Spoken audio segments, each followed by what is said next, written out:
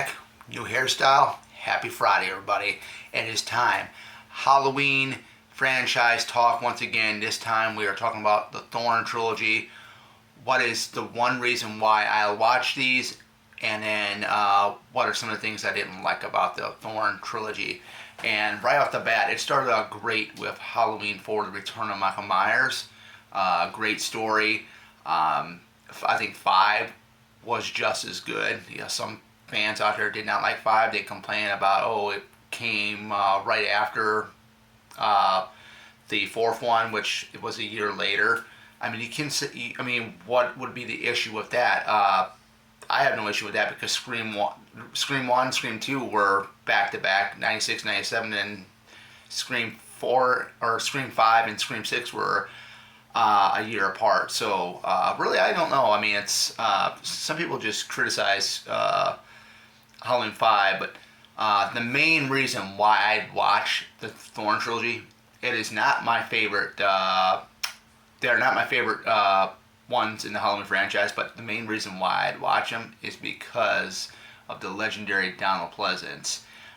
This is some of his great performances right here. I loved his performance in the first 2 films, is particularly the second film where he's chasing down Ben Tramer, thinking Ben Tramer is Michael Myers. That was really, really funny. I laugh at that scene all the time. But his performance in the Thorn trilogy was awesome. I loved it near at the end when he's screaming no, no, and then we get to Halloween 5. When he captures Michael Myers in the chain net, and uses the tranquilizers from the rifle gun, and then starts batting him out with a 2x4, and it's a lot of fun stuff with him, a lot of great memories. I mean, I don't even care what anybody says. You will never, ever replace Donald Pleasence as Dr. Loomis. I mean, they tried it with Rob Zombie's Halloween 1 and 2 with Malcolm McDowell, and to me, I just didn't like Malcolm McDowell in that role. I mean, he's a good actor. I haven't watched any of his stuff, but, no offense, but you cannot replace Donald Pleasence at all. The things that I didn't like about it was we get to part 6. 4 and 5 were good, okay? We get to 6. We didn't get no Daniel Harris. And there was like a thing going around that I think, she read the script and she didn't want Jamie to go down like that. And I guess there was something with money dispute or something, whatever. So they had like C.J. Brandy step in and take on the role as Jamie Lloyd. The thing that really got to me, and I know my mom has seen the film as well. I've never asked like my brother, who was a diehard Halloween fan, but the fact that Michael Myers impregnates Jamie Lloyd, so basically Michael Myers has a son through his niece, incest. That I'm not a fan of. But like I said, I was mainly here for the Thorn trilogy because of Donald Pleasence. That's why I watched him. This the Scream, not Scream 6, but Halloween 6, Curse of Michael Myers was his last film. He didn't really finish the full film. But other than that, I mean, besides the incest thing with Jamie having Michael's baby, the movie was pretty good. It was pretty good. I love the theatrical version of the Halloween theme with the guitar riffs. I thought that was, awesome. Something that we've not seen before in any of the previous Halloween films.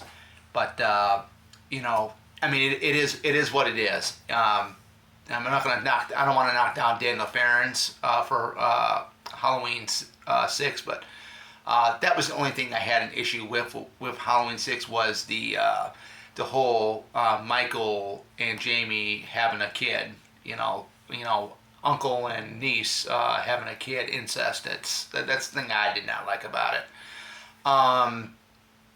The highlight of, like I said, the highlight of that entire film was, you have Paul Rudd. Paul Rudd was great. This was one of his first films.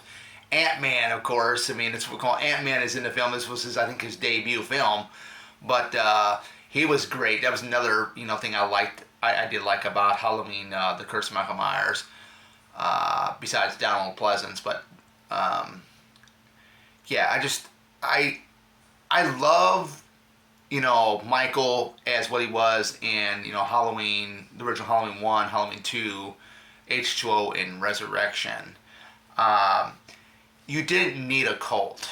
You didn't need a cult because Michael couldn't be controlled, but in a sense, you're wondering when you get to Halloween 5, who is the Man in Black? Who really is the Man in Black? But we find out in Halloween 6 who the Man in Black is. But to sum it all up, the Thorn trilogy started out great with Halloween 4, The Return of Michael Myers. It fell apart with Halloween 6. And of course, I'll still watch it because of Donald Pleasance. That's why I'll still watch those. But my main ones to go are Halloween 1, Halloween 2, the originals, and H2O and Resurrection. Those are my 4 favorites. I've said it in a previous video. But other than that, guys, that's a little bit of an in-depth talk about about the Thorn trilogy. I can probably go on and on a little bit here and there, but maybe I might leave that for like a live stream where I can actually make a longer video. But yeah, that's the reason. That's the main reason why I would watch the Thorn trilogy, because of Donald Pleasance, and then I think the Thorn trilogy was a complete letdown when you get to 6, and it's just made kind of a bad impression, But other than that, that is it.